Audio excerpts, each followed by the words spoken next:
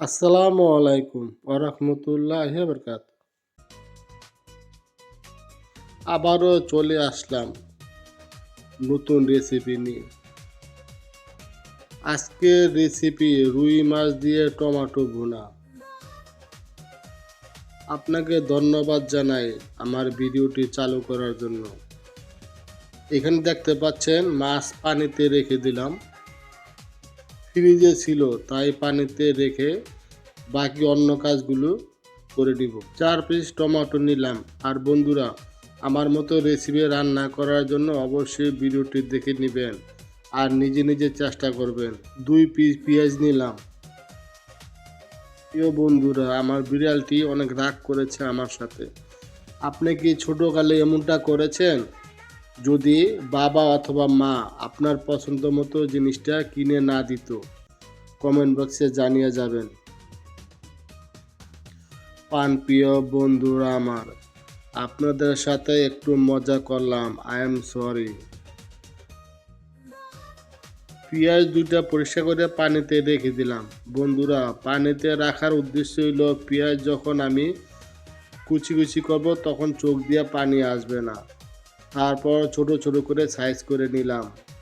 সাথে রসুন ও অল্প কটা জাল মরিচ নিয়ে নিলাম। আপনিও যদি আমার রেসিপির মতো রান্না করতে চান অবশ্যই ভিডিওটা খেয়াল করবেন। অন্য বাড়িতে টমেটো কেটে নিলাম। সব কিছু কমপ্লিট করতে করতে মাছটাও হয়ে গেল। ভালো করে লবণ দিয়ে 2 থেকে 3 বার ধুয়ে নেবেন। তা না হলে রান্নার পরে মাছের একটা গন্ধ আসে, খেতে ভালো লাগে না। ছোট একটা পাতিলায় এখন আমি হলুদ গুঁড়ো আর মরিচ গুঁড়ো দিয়ে ভালোভাবে এটা মেখে নিব। মেখে নিয়ে 10 মিনিট ঢাকনা দিয়ে ঢেকে রেখে দিব। 10 মিনিট পর ফিরে আসলাম। চুলে একটা প্যান বসিয়ে দিলাম। সামান্য তেল দিয়ে দিব প্যানে মাছগুলি ফ্রাই করার জন্য। এখন তেলটা গরম হয়ে গেলে এখন মাছ ভেজে নিব এক এক করে, সাথেই থাকুন। প্রিয় বন্ধুরা, মশলা দিয়ে মাছটা মেখে রাখার কারণে মাছের কালারটা দেখেন কত সুন্দর দেখায়। আপনি আমার রেসিপিটা ফলো করে এভাবে করতে পারেন। প্রিয় বন্ধু, আপনার মোবাইলে আমার ভিডিওটা নতুন যদি দেখে থাকেন অবশ্যই আমার চ্যানেলটা সাবস্ক্রাইব করে পাশে থাকবেন, লাইক কমেন্ট করে সাথে থাকবেন। মাছগুলো ঠিক আমার মতো লাল লাল করে ভেজে নেবেন। আর হ্যাঁ, লাল লাল করতে গিয়ে আবার বেশি ভেজে কালো করবেন না। কালো হলে আবার আমাকে বলবেন, আলী ভাই আপনার রেসিপি দেখে মাছগুলি কালো করে ফেললাম। সাবধান, হুঁশিয়ার থাকবেন। এমন হলে মাছগুলো উঠিয়ে নেবেন। মাছ আমার ফ্রাই হয়ে গেছে।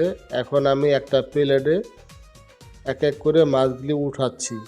অবশ্যই আমার রেসিপি যদি দেখেন আপনিও এইভাবে করতে পারেন। আর হ্যাঁ বন্ধুরা, মাছ উঠানো শেষ হলে তেল ফেলে দিবেন না।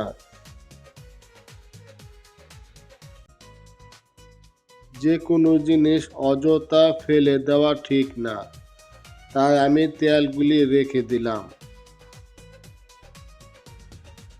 পেঁয়াজ কুচি, রসুন কুচি, মরিচ কুচি দিয়ে সামান্য বাদামি কালার করে নিব। বন্ধুরা, আপনিও আমার রেসিপি ফলো যদি করেন আমার মতো বাদামি কালার করে নেবেন। তারপর হলুদ গুঁড়ো, মরিচ গুঁড়ো, মিক্স মশলা দিয়ে নেবেন।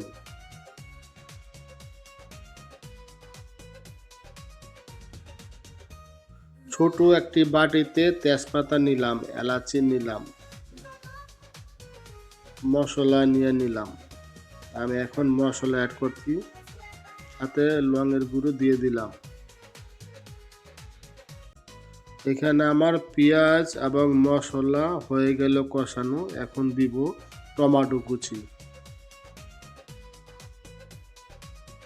সব কিছু দেওয়ার পর আমি একটা ঢাকনা দিয়ে কিছুক্ষণ ঢেকে দিয়ে অপেক্ষা করব। ঢেকে দেওয়ার কারণে আমার টমেটোগুলো গলে গেল। তো অবশেষে দেখতে পাচ্ছেন কত সুন্দর দেখা যাচ্ছে। এবার দিয়ে দেব ভেজে রাখা মাছ। দেখতে থাকুন ভিডিওটা। আর বন্ধুরা, ফেসবুক থেকে দেখলে আমার পেজ ফলো করে পাশে থাকবেন। কিছু লিখতে চাইলে কমেন্ট বক্সে কমেন্ট করতে পারেন।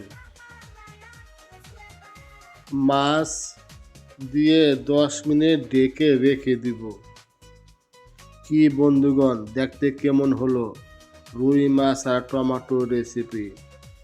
অবশ্যই আমার রেসিপিটা কেমন হলো কমেন্ট বক্সে জানিয়ে যাবেন। কি বন্ধু, সুন্দর দেখাচ্ছে তো আমার রেসিপিটা? এমন সুন্দর ভিডিও দেখতে পারবেন আমার চ্যানেলটি ঘুরে আসুন। আরও অনেক ভিডিও আছে, রেসিপি দেখতে পারবেন। হয়ে গেল আমার রান্না। এবার দেখতে পারবেন কত সুন্দর করে প্লেট সাজাই। বড় একটা প্লেটে ভাত রাখলাম।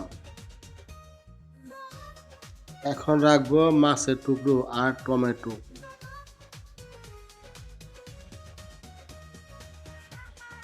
প্রিয় বন্ধুরা, আমার ভিডিওটি দেখার জন্য আপনাকে আবারও ধন্যবাদ। ভালো থাকবেন আর আমার ভিডিওগুলো দেখবেন। ইনশাল্লাহ আবার নতুন ভিডিওতে আপনার সাথে কথা হবে। ইনশাল্লাহ সবাই ভালো থাকবেন, সুস্থ থাকবেন। আবারও অন্য ভিডিওতে দেখা হবে। আসসালামু আলাইকুম ওয়া রাহমাতুল্লাহি ওয়া বারাকাতুহু। আল্লাহ হাফেজ।